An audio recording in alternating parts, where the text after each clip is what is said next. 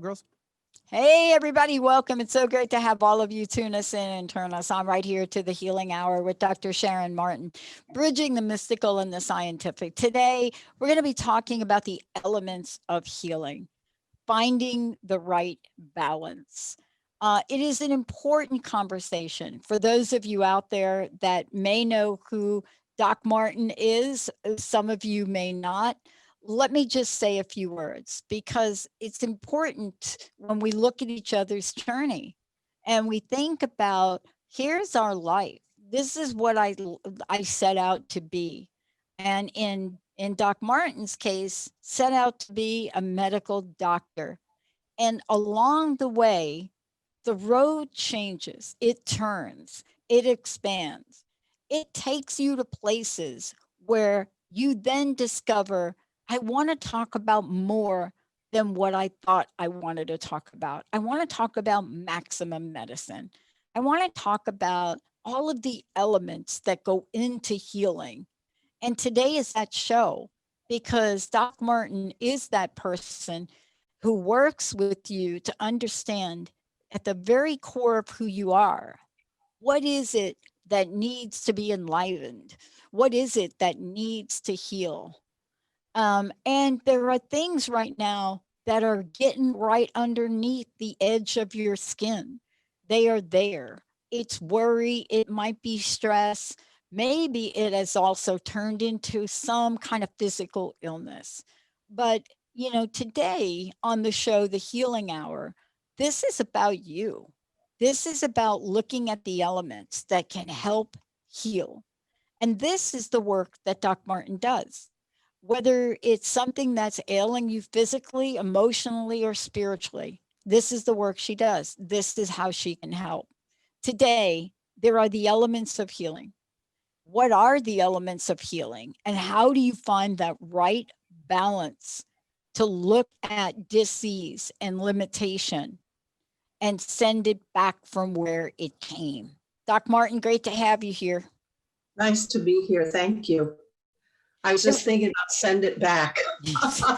lock it up. Oh my. I know what you're saying because, you know, we are experiencing a time. We're in a time that none of us could have predicted even a year ago. You know, we knew some things were out of whack, but we are now living a time where I'm going to the local store. I won't mention its name.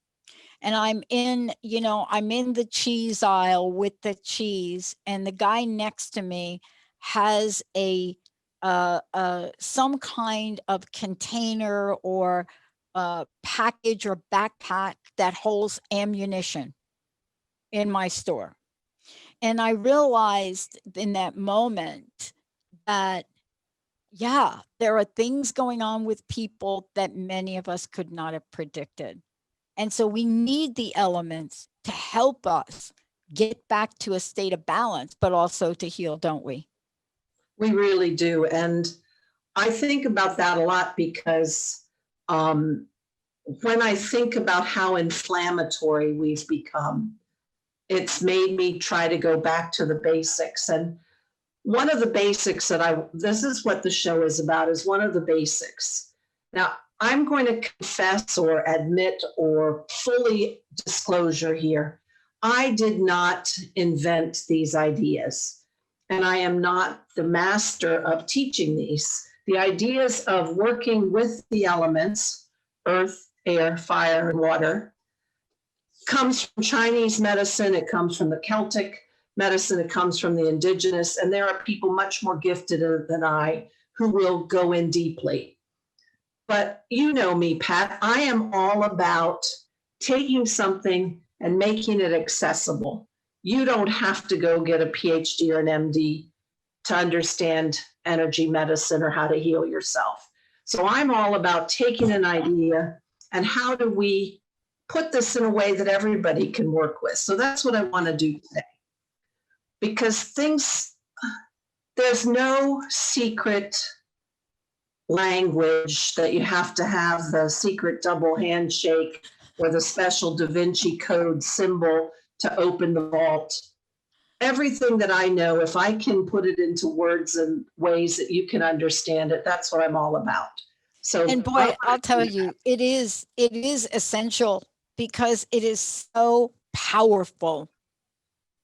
It is so powerful. I remember the first time I was introduced to the elements, right? Mm-hmm. I was clueless. I didn't have a clue on what the heck, what was I doing? No, not doing. What are we doing? Why are we in a circle? Why do I need to know where the east is? I mean, that was me in 1997 before my first vision quest. Now I had a sense of things, but I had no idea of the power that we're going to talk about today, right? Right. So when you talk about these, not just conceptually, when you start, and we'll go through each of the elements with some ideas on how to think about them and how to relate them to your physiology. When you start to really link up with each element, and I've done this with multiple teachers, to really dive in, feel that element, be that element. We wrote poems about each element. We made drawings. I was working with gourds at that time. I was doing wood burning and carving. You really understand the vibrational components and how they play out, and you can really see the imbalances. So that's kind of how I want to approach today, is go through each of those elements, talk about, and we'll just back and forth. How does it feel? What are they? Does it have a color? Some days it might have a different color. Does it have a feeling? Does it have a flow? How do you feel that in your body? And then we're going to take the next step. What kinds of out of whack health challenges might be too much of one element or not enough? Right. And I think that those kinds of basic ways to approach your own health and your own challenges in your physiology can really help you get in there, because those are the underpinnings and the energetics. And when you can feel them, touch them, sense them, then you start to have mastery over them. So I think that's a good place to start. I love the way you just said that, because you're right. And they have a distinct identity. And that's the thing that I'm excited about today for you to talk about, is when we get a sense of which element is needed or which we're really representing in a moment. Boy, I'll tell you, this is something that is so powerful in shifting energy, disease, illness, all of the above. So take us through this. Take us through. What's the first one we're going to talk about? Well, before we go to a specific element, I want to talk about, I see this, and I'm not the only one who sees this. The indigenous symbology is very strong on this. I see this as a spiral. There's a spiral in our personal growth. There's a spiral in cellular transformation. There's spirals in concepts that we work with. So the way I see this is going through a spiral which incorporates all the different elements. Traditionally, now Celtic is different from Chinese medicine and maybe a little different from Native American indigenous. But traditionally, they have earth as the north direction, air as the east, fire as the south, and water as the west. So that's the definition I'm going to give it. And when you work with it, if you want to shift that to something else, of course, you make your own paradigm. So I want to just start at the top of the circle, so to speak, and let's talk about Earth. Earth is really on my mind lately, with all the fires and the changes and the hurricanes and, oh my gosh. Anyway, how's our time, Pat? Should I we think we just keep rolling. I would go ahead and skip this rolling? break. Okay, Yep. right, that's what I wasn't sure. Yeah. So when I think about Earth, and for me, Earth is solid. Earth, unlike water or air, Earth for me is solid, and Earth is stabilizing. Earth is, and we use this expression often in sort of New Age metaphysical grounding. This is where you can literally drop your energy into a solid place. Earth is, you can give it a color, and usually for me, these are the colors of the loamy earth. This is brown clay. This is black lava soil. This is the concrete foundation on which you can build. But so let's talk about, how do we feel in terms of movement of Earth? To me, what do you think, Pat? I mean, when we think about Earth, how much movement does it have? Well, until it has something out of whack with it, it doesn't have a lot of movement. Right. So for me, when I think about the things that are, if I look at the body and I consider a disease process that might be too heavy in the earth realm or arena, that might be arthritis. That might be spinal disease that has you literally locked down, the things that make you more concrete, the things that lock you up. Yes, you're more solid and your spine and your skeleton are stability, but sometimes you go a little overboard in the minerals and the ores of you, and then you have no flexibility. So that might be a place where you have too much earth. And where might you have too little earth? Well, when I look at somebody from an emotional standpoint, Right. and I see that they are a little tangential, unable to complete a project, lots of ideas, but no action, they're probably not well connected in the earth arena. For me, earth is not as mobile as others, but in that sense, it provides a stability and an anchor and a foundation. Yeah.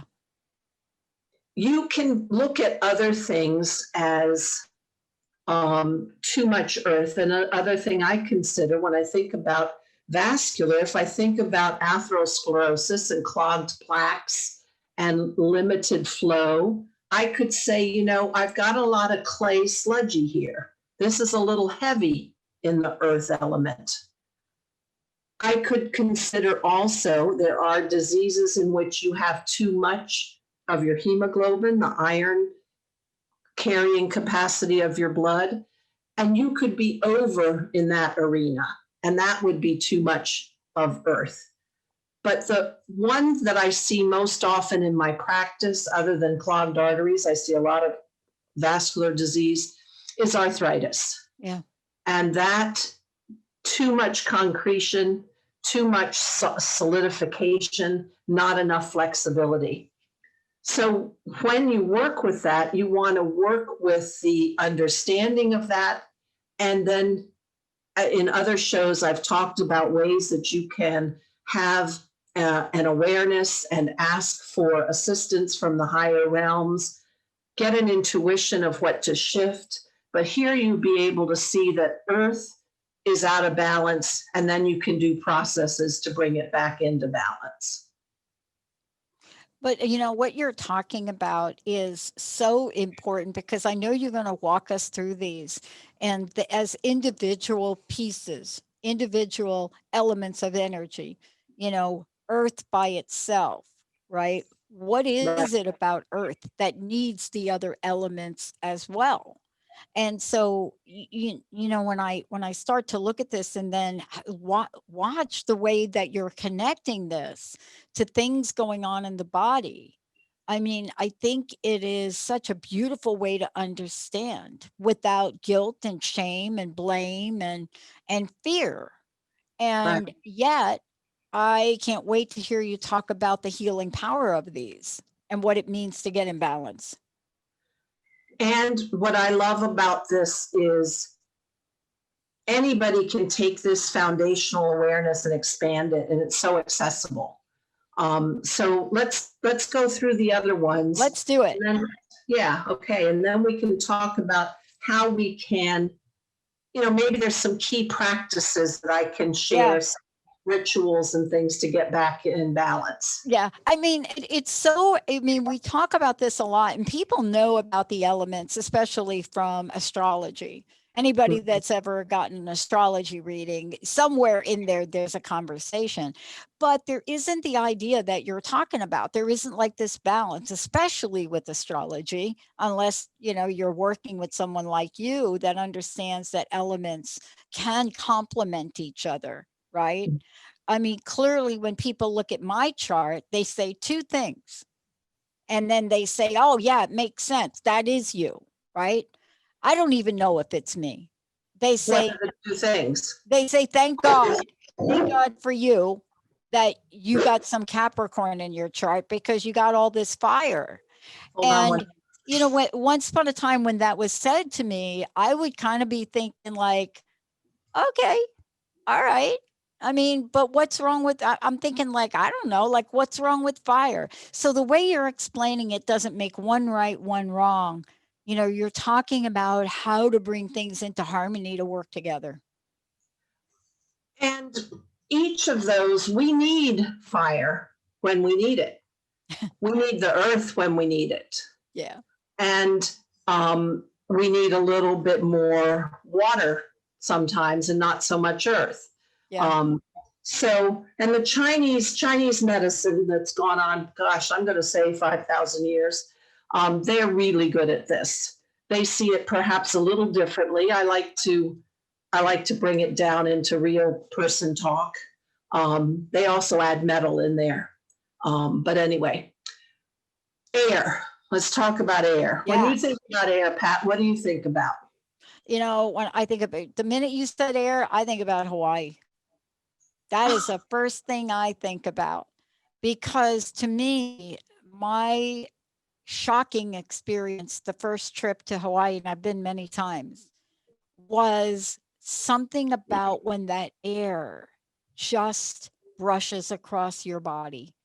It brushes across your face. It's unlike air that I've ever experienced. There is a cleansing to it. There's a softness to it, right? And I have been in some of the most horrific storms that we've had on the planet on the other side of the country. But when you talk about air, I just have a sense of both the beauty of it and the power of it, the smell of it. I mean, there's just so much to air that I didn't appreciate before I did go to Hawaii. It's interesting because when you say Hawaii, I think earth.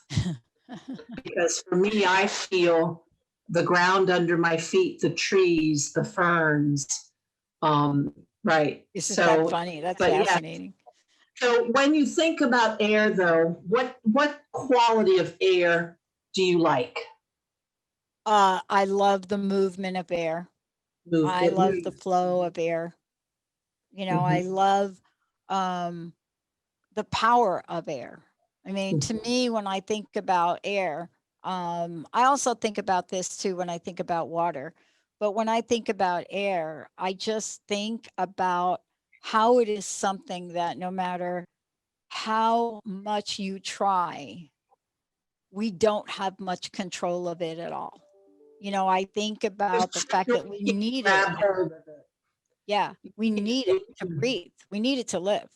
Mm-hmm. Yeah, out of all of the elements, it is the one thing that I'm acutely aware of that without, in a 30-second, 60-second, 1 minute time, without it, we don't exist. Right. And so for me, you're absolutely right. For me, air is mobile and it is nebulous. It's not It's not concrete. You don't grab it. And yet you can be carried away by it. You can be expanded by it. You could be carried off too far. Air can be strong. If you've got the hurricane that's going on now down in Alabama and the Gulf Coast, you can be too strong in air. And obviously, this is a so obvious. So I am not claiming any great thought here, but your lungs are the key air place that I see in the body. And how many people I see that are limited in their ability to breathe.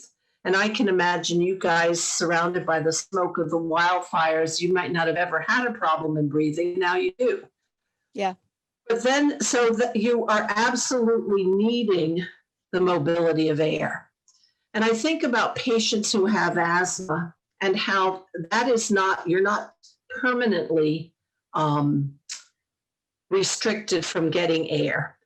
That comes and goes. So a particular ritual or vision that you might do to see the air flowing freely in and out of your lungs without constriction, without obstruction, that would be a wonderful process to do if you're an asthmatic. And if you have emphysema or a long-time smoker, that would probably help you as well, although some of those changes are permanent. But where might you get too much air?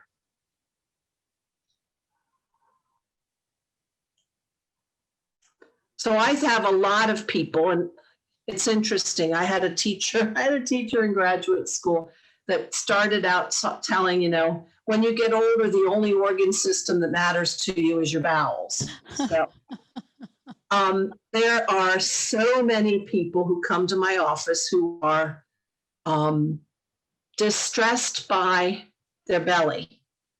Too much gas, too much rumbling, too much. There's a place where air is probably going a little haywire, could be a little less airy in that arena. The average person probably wouldn't know this, but there are infections that actually create gas beneath the skin from the bacteria. So there would be another place where air is a little bit out of balance. So if we had a ritual or a vision or a journey where we could see coming back into balance, and that's the whole approach. Is I like to quote Edgar Cayce when he said, the mind is the builder. So whatever we can think about, then we can bring forth into concrete.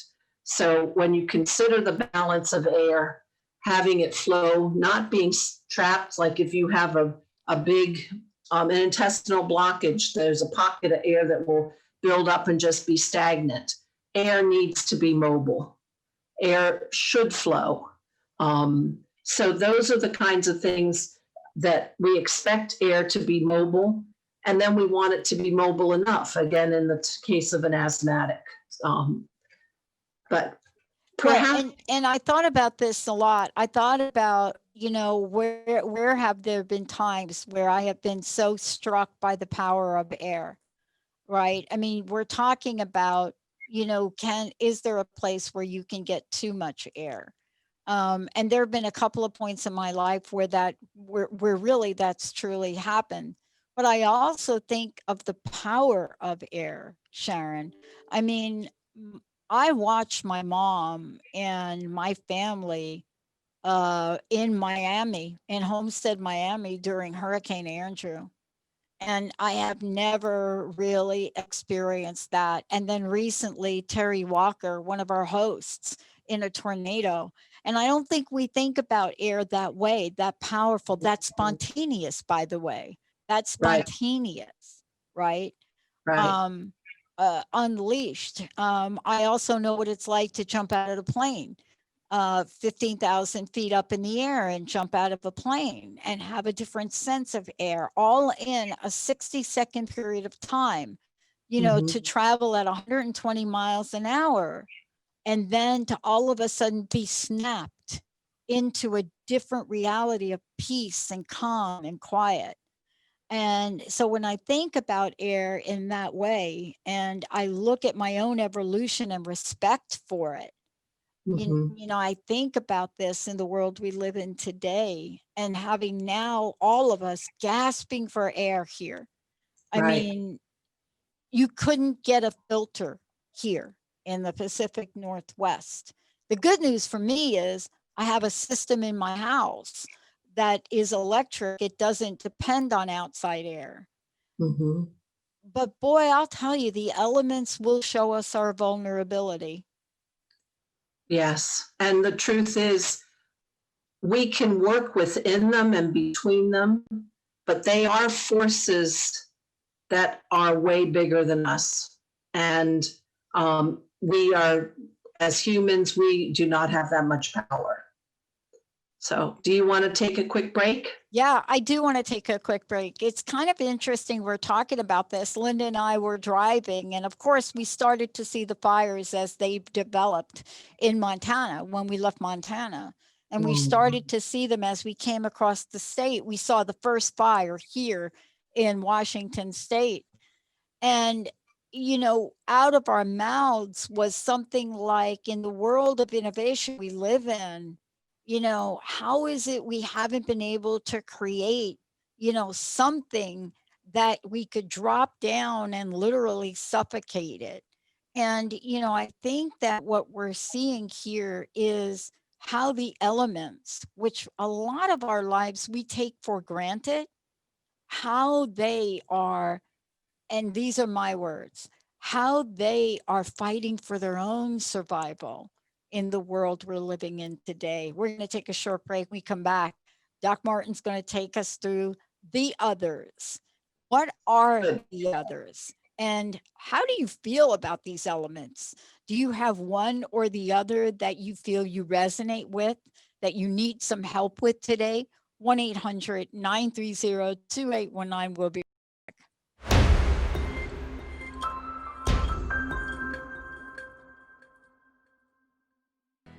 Hey, everybody, welcome back. Welcome back. This is the Healing Hour. And this is a question for all of you. Yes, of course, we are talking about the elements today here with Dr. Sharon Martin. If you want to find out more about her, go to drsharonmartin.com, drsharonmartin.com. Lots of information there and lots more to come. We're doing some amazing things that she is going to reveal and share with all of you. But this is the work she does. If there is something ailing you, and you don't have to know what it is, but let's say you feel a little bit off, please give her a call. 833-940-1882. Is that, I got your number right, didn't I, Sharon? 833-940-1882. Yes. Perfect. And then today, live during the show, also what you can do is you can give us a call and give us a shout like ASAP, and we'll try to get you some help.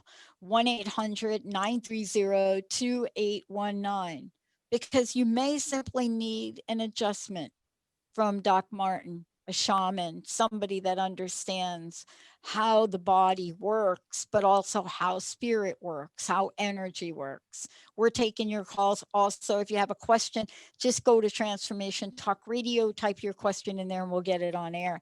And then, Kathy, thank you for your comment. Thank you so very much for your kind words. Doc, look, I can't say that I am the person that grew up with this, understood it. To be honest with you, there are parts of my life today that just do not make sense to me some days. And they don't make sense to people that I grew up with either.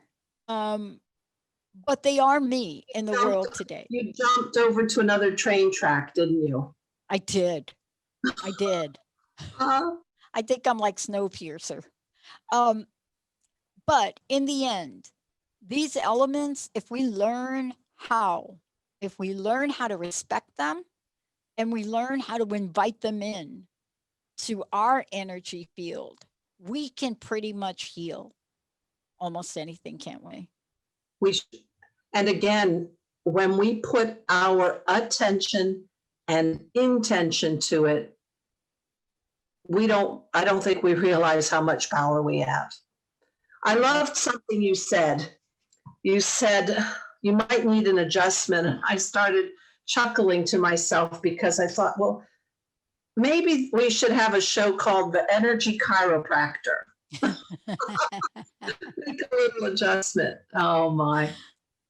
So I agree. I like that. Pat and I were talking at the break about the hurricane coming in through Florida, where her family lived, and one of her family members had built a cinder block home. And after the hurricane came through, that was the only thing standing. And I started to reflect on that in terms of the elements, because we've talked about air and we've talked about earth. That is literally where earth held the force. Air was out of control. Yeah. But earth and cinder block is made of components of minerals and clays and earth anyway. So yeah, absolutely. we have two more elements to talk about before we close up the hour. Yeah, let's do it. Let's sort of take a minute though and talk about how a person can start to understand and become aware and deepen a relationship with the elements. And we talked at first, Pat and I have been bouncing back and forth. How do you see this element? How do you feel it? What does it mean to you? Does it have a color? Does it have a density? Does it have a movement? Does it flow? Does it give you energy? Does it ground you? Does it help transform you? And if so, in what way?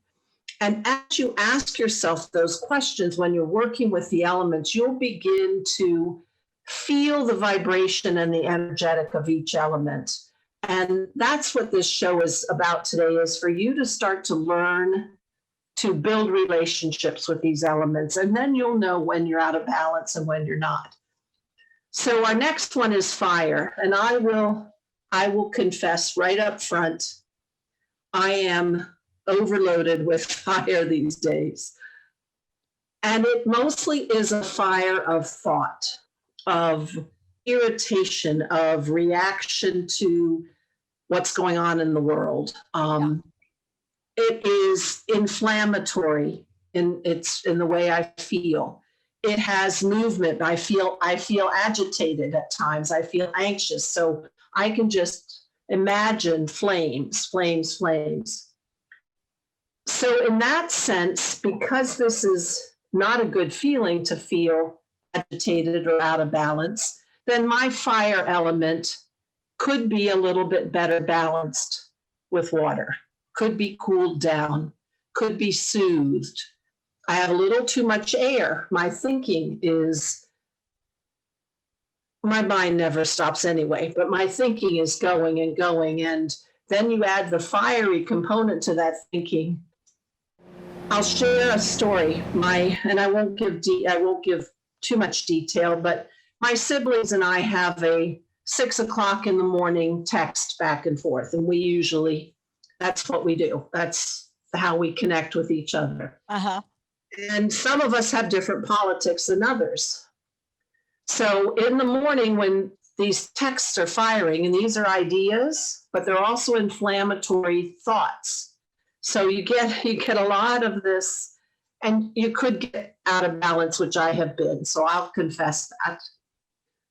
Fire has benefit though, and I hope that we are able to come to the place of seeing any benefit from the wildfires going on out there in the West. It is transformative.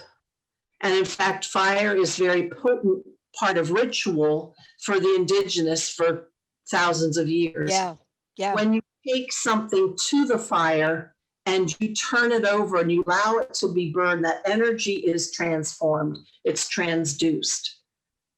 But let's talk about where we might see fire in our physiology. Where do you happen to see that, Pat? Um, I think for me, it's in my heart, Mhm. in my physiology.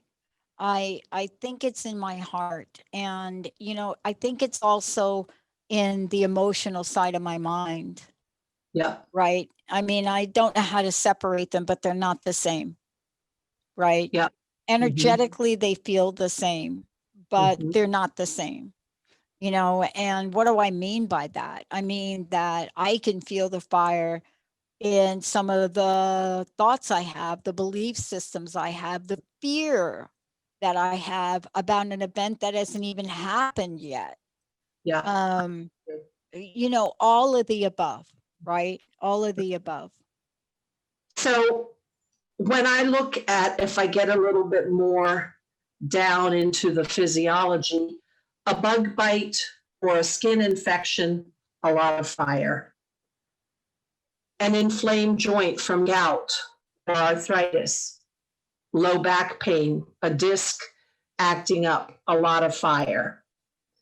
But when I think about proper metabolic rate, and the thyroid could come in here, Yeah. if you have a good metabolic rate, if your thyroid's underactive, you don't have enough fire. You're too chilled down, you don't have enough burn, so to speak.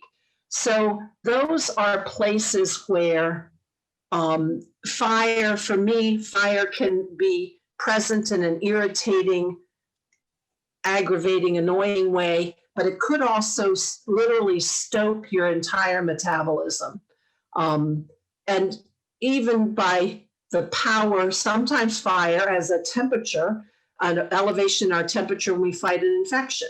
So if we get a head cold and we have a little bit of a fever, in that case, your body is using we're talking metaphorically, the element of fire to bring about immune processes. So, Yeah. I mean, and now that you've mentioned that, it's really interesting too, because I think about, the idea of exercise and muscle building. And I find it it's fascinating. I mean, I didn't know this, but that burning that you get, that fire and burning you get from friction and stretching, to cause growth. I mean, it's such a metaphor for things. The body is full of these things. And yet there are some people that say that the remedy for something like that is heat. So I find it fascinating that, the symptom that we get may have a remedy that's of like kind. But what you're talking about is these are the things that have been taught for centuries. right. The wisdom of the ancients, knowing this. And the last thing you said, and I want to get back to it because I just had a flashback, and we haven't talked about, we're going to talk about water, but I'm really struck by, I was the fire keeper at one point, and I remember the transmutation. I remember how all the elements came together, the fire, the wood to make the fire, the stones that would be used in the sweat lodge. Then I remember the water, and the water itself wasn't just water, it was water infused with echinacea or herbs or what was of the land. And you put them all together in this one ritual, and the water gets poured on the hot rocks. And not only is it transmutated into something else, but the healing from these elements coming together in that particular way and now being absorbed, it really does talk to the beauty of the system of life that we have. And I know we Yeah, didn't get to water yet. no, I was thinking, so you've got the earth being a container for the hot stones that are so fiery that need to be held and kept warm. You've got the water being poured over the stones heated by the fire, turning into steam, which is air. You have the whole shebang right there. Well, that's what the indigenous did, though. They did rituals that brought in everything. We kind of lost our ability to do ritual. We need to get back to that, I think. I think that's why you're doing this. You're really bringing these forward to say that this is the way that you work with these elements, you know, the power of this. On the way back from Montana, I stopped and I cut some fresh sage, and I had forgotten what that ritual was like, you know, to have sage so fresh before it's dried out, you know, and tend to bring that into the process. But we need to learn how to use these. And so water, let's talk about water for a minute. Let's go through water, and then let's kind of pull it all together with how somebody can really start to build a dictionary and your networking. Good. So on my property where I live in South Central Pennsylvania, extremely rural, but I have had water challenges because I'm in a hollow, and when it rains, there are several streams that come through. I had a lake develop on my hayfield, and so I was having a bit of an argument with water a few years ago, and wondering why is there so much of you around, please? Would you tell me, please? And water changes shape. It has movement. Sometimes it comes through and it leaves nothing in its place. So it has the ability literally to carve a path through the canyon. And I wondered what transformation was being brought about by all that water other than me being aggravated.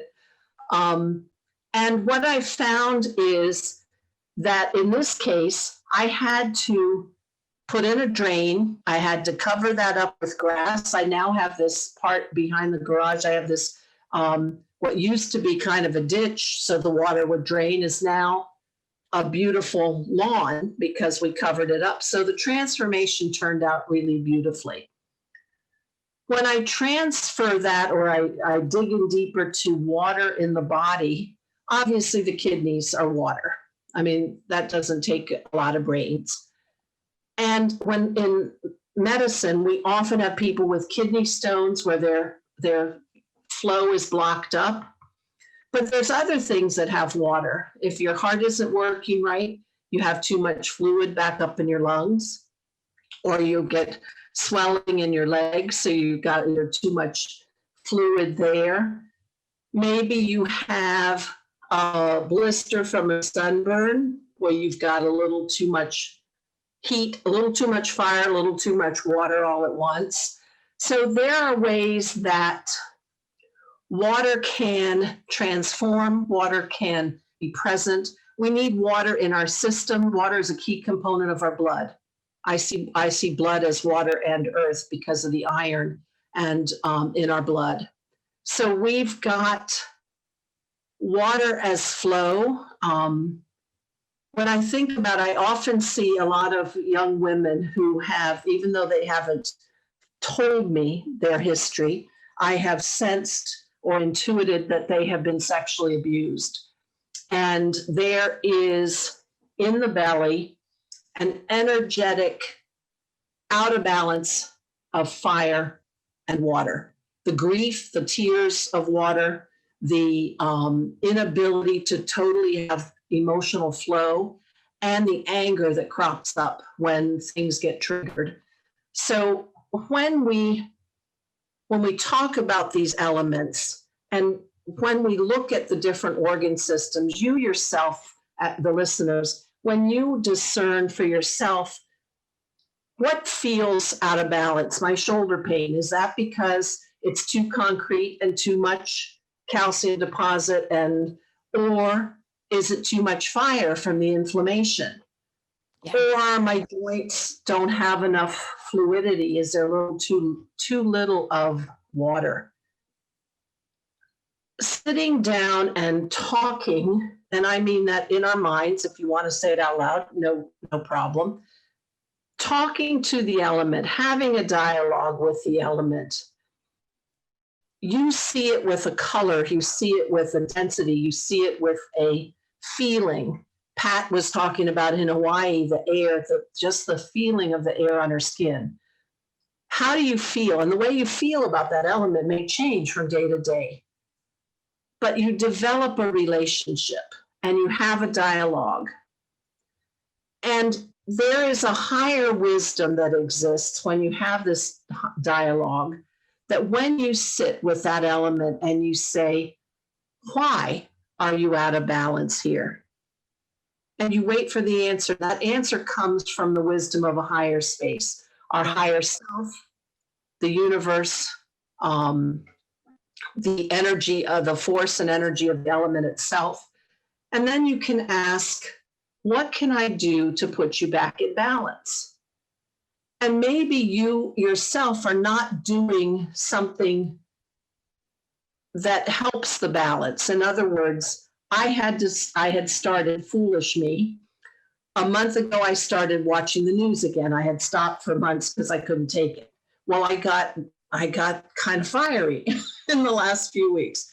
So I decided I'm stopping again because I am out of balance in the element of fire. I need to just knock it off. Yeah. I got that insight in my quiet time and in the conversation and the dialogue. So, Pat, when you talk about like your memories of Hawaii and things, do you have memories of dialoguing maybe on your vision quest, dialoguing with the elements? Absolutely. I mean, there's no question about it. And, you know, at different points in time and different experiences, one element or another took a priority, meaning it spoke louder than the other. And it didn't mean the one that you're feeling. Like that experience I just mentioned to you, my greatest impact wasn't on the vision quest with that particular ritual. It was in a coming of age program where youth that were with us for 9 months. I had done this year after year with Monica Sicard, and you know, and it was watching the kids and being in a different level of responsibility for this and watching them change, Sharon. And so I think this is the thing that I'm struck by. Sometimes we can't see the changes that are happening within ourselves, but when you see young people, old people, doesn't matter the age, change right before your eyes because of the healing power of what you teach, what you do, and this experience, you can't find words all the time. And sometimes it's fire and sometimes it's water. You know, I have a love-hate relationship with water. Some people will say that about me. They'll say, man, you love the water. We can't get you out of the water when you go to Hawaii or places where you want to just get in there with the turtles. But dude, you don't swim. So we have to watch you all the time, right? No, seriously, I'm in Hawaii with my friends and I'm just out there and I got the turtles floating and I'm talking to them. And next thing you know, I am so far out in Waikiki, they're like calling the national, what do you call those? The everybody to come get me. But I think you have to find the healing element to heal what needs to be healed at the moment it needs to be healed. That's what I think I've come to learn for myself. And I was just thinking as you were telling the story, the thing that I think is another key component is you have to be quiet. You were out in the water with, you know, no voices, no airplanes, no car sounds, no horns honking. It's hard to hear the deeper wisdom that comes deep inside your consciousness if you don't have quiet time and sacred space. And I think we need to do a show on ritual and sacred space. That just prompted me because those are key. And I think that's where we're going to navigate through and right now we've got a lot of fire in our news. We have a lot of water. If I think about emotions, grief, a lot of grief. And in order to navigate that, we're going to have to use our quiet time and bring in our highest powers, our highest selves. Yeah. Sometimes we need the water to put out the fire, and sometimes we need the air to generate the fire from the spark. Yeah. And, at different points in time, you need them all. You may need to Mhm. walk in hot sand to only be cooled off by the beautiful, beautiful waves that might come in from an ocean. Or if you're like me, a kid from the Bronx, you open up the fire hydrant. Thank you, Sharon. How do people find out more about this and about you and also working with you? Please look at my website, www.drsharonmartin.com, drsharonmartin.com. And there's a place on there you can email me. There's a phone number you can call. I love being with you. I love teaching you things and putting it in a way that I hope you can get and use. And because we all have the power. Yeah. So let's do it. I love it. Thank you, Dr. Sharon Martin. I am Dr. Pat. This is the Healing Hour. Please go check it out. Learn more about Maximum Medicine and Doc Martin at drsharonmartin.com. For me, it's the Dr. Pat Show. We'll see you next time.